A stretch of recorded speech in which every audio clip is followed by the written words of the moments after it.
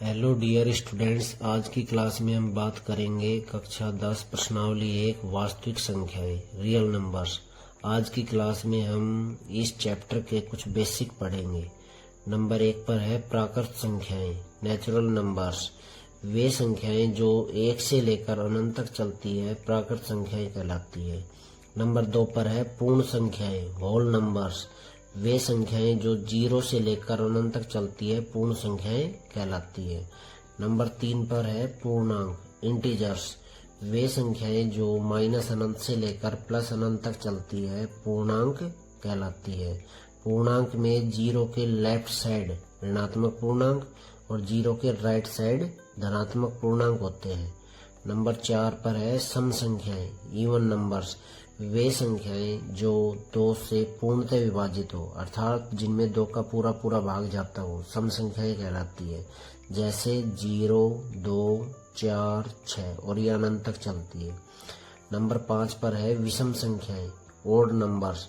वे संख्याएं जिनमें 2 का पूरा पूरा भाग नहीं जाता है विषम संख्याएं कहलाती है। जैसे 1, 3, 5, 7 और ये भी अनंत तक चलती है। नंबर 6 पर है अभाज्य संख्याएं प्राइम नंबर्स। अभाज्य संख्याएं वे संख्याएं होती है जिनके केवल 2 गुणनखंड होते हैं। जैसे 2, 3, 5, 7, 11। इनके यदि हम गुणनखंड करें जैसे 2 के गुणनखंड तो या तो 1 होगा या 2। यदि 3 के गुणनखंड या तो 1 होता है या 3 होता है।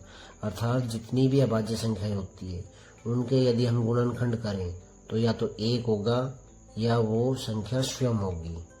इसके बाद नंबर 7 पर है भाज्य संख्याएं कंपोजिटिव नंबर्स।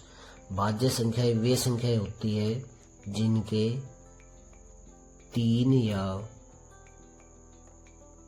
3 से अधिक गुणनखंड होते हैं। जैसे 4, 6, 8, 9, 10 और ये अनंत तक चलती है। यदि इनमें हम 4 के गुणनखंड करें तो 1, 2 और 4। यदि हम 6 के गुणनखंड करें तो 1, 2, 3 और 6 होते हैं। अर्थात जितनी भी भाज्य संख्याएं होती है उनके यदि गुणनखंड करें तो या तो 3 गुणनखंड होंगे या 3 से ज्यादा गुणनखंड होंगे।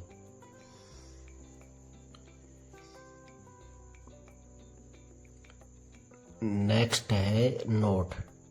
1 न तो भाज्य है और न ही अभाज्य। क्यों? क्योंकि यदि हम गुणनखंड करें तो ये 1 ही होता है, लेकिन अभाज्य संख्याओं के 2 गुणनखंड होते हैं और भाज्य संख्याओं के 3 या 3 से ज्यादा गुणनखंड होते हैं। इसलिए 1 न तो भाज्य है और न ही अभाज्य। नेक्स्ट है समअभाज्य संख्याएं। समअभाज्य संख्या 2 होती है। अर्थात जितनी भी अभाज्य संख्याएं होती है जैसे 2, 3, 5, 7 ऐसे, इनमें 2 ही केवल ऐसी संख्या है जो सम और अभाज्य दोनों होती है। नेक्स्ट है 8 नंबर पर सहअभाज्य संख्याएं को प्राइम नंबर्स। वे संख्याएं जिनका HCF 1 होता है सहअभाज्य संख्याएं कहलाती है। अर्थात दूसरी भाषा में वे संख्याएं जो एक दूसरे से न कटती हो सहअभाज्य संख्याएं कहलाती है। जैसे 2 और 3। 2 और 3 का यदि हम HCF निकालें अर्थात में से निकालें तो वो 1 होता है। या फिर 2 और 3 को आप काट नहीं सकते हैं, इसलिए 2 और 3 सहअभाज्य संख्याएं कहलाती है। ऐसे ही 9 और 10। 9 और 10 का HCF भी 1 होता है। नंबर 9 पर है परिमेय संख्याएं रैशनल नंबर्स। परिमेय संख्याएं वे संख्याएं होती है जो P/Q के रूप की संख्याएं परिमेय संख्याएं कहलाती है, जहां P/Q पूर्णांक हो और Q 0 नहीं होना चाहिए। नंबर 2 है पी व क्यू सहभाज्य होने चाहिए। सहभाज्य मतलब पी और क्यू का HCF 1 होना चाहिए। एग्जाम्पल 5/2, इसको आप P/Q के रूप में लिख सकते हैं। P और Q पूर्णांक है, 5 और 2 पूर्णांक होते हैं और Q की वैल्यू 0 नहीं है। जैसे -7 को आप -7/1 लिख सकते हैं, जिन्हें हम P/Q कह सकते हैं। P व Q पूर्णांक है और Q 0 नहीं है। ऐसे ही 2 को भी आप 2/1 लिख सकते हैं, जहाँ P व Q पूर्णांक है और Q 0 नहीं है। जैसे 0 को भी आप 0/1 लिख सकते हैं, जहाँ P व Q पूर्णांक है, 0 और 1 पूर्णांक होते हैं और Q 0 नहीं है। P 0 हो सकता है लेकिन Q 0 नहीं होना चाहिए। इसके बाद है -1/2 और है इसके बाद √9। √9 भी एक परिमेय संख्या होती है, क्योंकि √9 की वैल्यू होती है 3 और 3 को आप 3/1 लिख सकते हैं, जहाँ 3 और 1 पूर्णांक होते हैं और Q की वैल्यू 0 नहीं है। इसके बाद है अपरिमेय संख्याएं, इरेशनल नंबर्स। वे संख्याएं जो P/Q के रूप में न लिखी जा सके अपरिमेय संख्याएं कहलाती है, जहाँ P व Q पूर्णांक हो व Q 0 नहीं होना चाहिए। जैसे √2 को आप P/Q के रूप में नहीं लिख सकते हैं। क्यों? क्योंकि √2 को आप यदि आप √2/1 लिखते हैं तो 1 तो पूर्णांक होता है लेकिन √2 पूर्णांक नहीं होता है, इसलिए यह अपरिमेय संख्या है। ऐसे ही ये सारी की सारी अपरिमेय संख्या है। नेक्स्ट है पाई, एक अपरिमेय संख्या है। क्यों? क्योंकि पाई का जो मान होता है 3.14285, ये अशांत अनावर्ती दशमलव प्रसार होता है, अर्थात पॉइंट के बाद जितने भी डिजिट है वो बदल कर रिपीट होते हैं, इसलिए ये एक अपरिमेय संख्या होती है। नेक्स्ट है पूर्ण वर्ग संख्या का वर्गमूल एक परिमेय संख्या होती है। जैसे √16 को आप 4/1 लिख सकते हैं, जो कि P और Q पूर्णांक है और Q की वैल्यू 0 नहीं है, इसलिए एक अपरिमेय संख्या न होकर परिमेय संख्या होती है। इसके बाद है √100 को भी आप 10/1 लिख सकते हैं, जहाँ 10 और 1 पूर्णांक होते हैं और नीचे जो Q है वो 0 नहीं है। नंबर 11 पर है वास्तविक संख्याएं, रियल नंबर्स। वास्तविक संख्याएं वे संख्याएं होती है यदि आप परिमेय और अपरिमेय संख्याओं को एक साथ शामिल कर ले तो वो वास्तविक संख्याएं होती है। जैसे -1, 3.7, 1/5, पाई, √2, √16, 0, ये सारी परिमेय और अपरिमेय संख्याओं को सम्मिलित रूप से वास्तविक संख्याएं कहते हैं। इसके बाद है एक परिमेय व एक अपरिमेय संख्या का जोड़, घटा, गुणा व भाग एक अपरिमेय संख्या होती है, जहाँ हर 0 नहीं होना चाहिए। जैसे 3 परिमेय है और √2 अपरिमेय है, और इनको 3 - √2 की बात करें तो ये एक अपरिमेय हो गई। इसके बाद है 3 और √5, ये भी अपरिमेय है।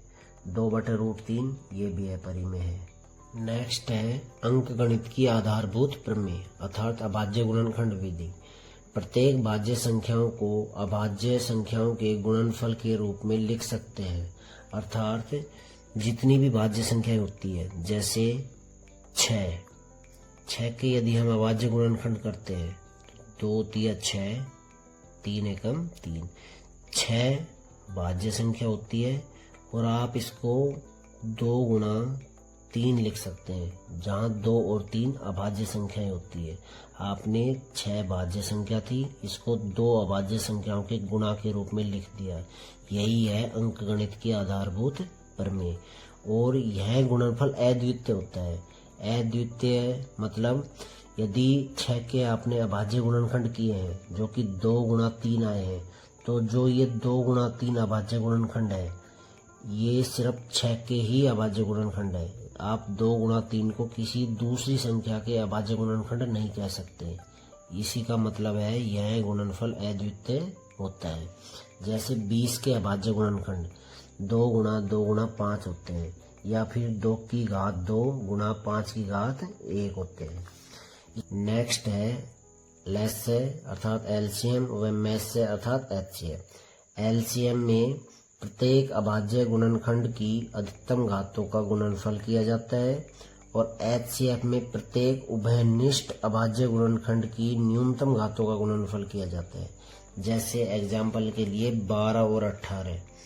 12 के यदि आप अभाज्य गुणनखंड करते हैं तो वो होते हैं 2 6 की 12, 2 3 6 और 3 एकम 3। और यदि आप 18 के अभाज्य गुणनखंड करते हैं तो 2 नाम 18, 3 3 9 और 3 एकम 3। आपने जब 12 के अभाज्य गुणनखंड किए तो वो आए 2 की घात 2, 2 2 बार लिखा हुआ है और 3 एक बार लिखा हुआ है तो 3 की घात 1। ऐसे यदि 18 के अभाज्य गुणनखंड करें तो 2 एक बार है अर्थात 2 की घात 1 और 3 2 बार है अर्थात 3 की घात 2।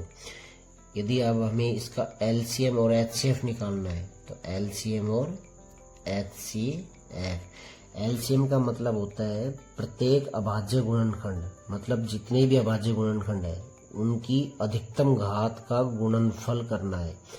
2 की घात 2 और 2 की घात 1, इसमें अधिकतम घात है 2 की घात 2 गुणा 3 की घात 1 और 3 की घात 2, इनमें से सबसे ज्यादा है 3 की घात 2 अर्थात एलसीएम में अधिकतम घातें ली जाती है। इनको यदि हम आगे सोल्व करें तो 2 की घात 2 होती है 4 और 3 की घात 2 होती है 9 अर्थात एलसीएम हो जाएगा 36। और एचसीएफ होता है प्रत्येक उभयनिष्ठ, उभयनिष्ठ का मतलब होता है कॉमन, इनमें से जो कॉमन आ रहा है जैसे 2 और 3, जो कॉमन आ रहा है उनमें उनके अभाज्य गुणनखंड की न्यूनतम घात का गुणनफल करना है।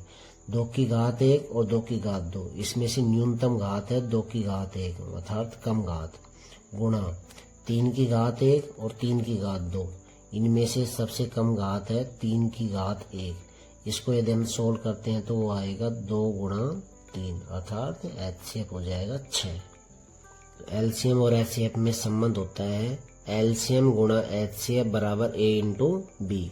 अर्थात यदि आपने 2 संख्याएं ली और उनका एलसीएम और एचसीएफ निकाल कर आपस में गुणा किया और उन दोनों संख्याओं को भी आपस में गुणा किया तो बराबर आएंगे। जैसे एग्जाम्पल के लिए आपने मान लो 2 संख्याएं ली, ए आपने ली 3 और बी आपने ली 6।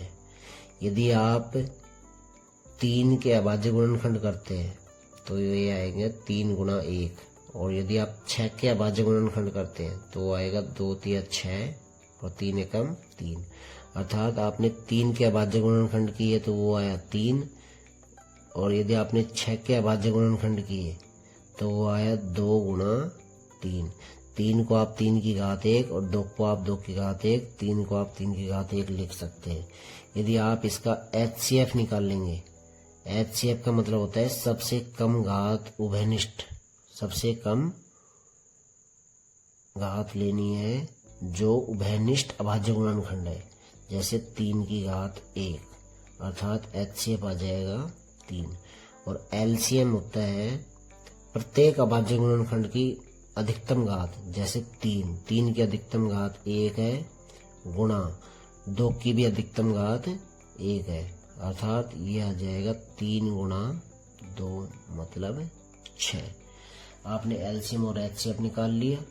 इसके बाद एलएचएस है अपनी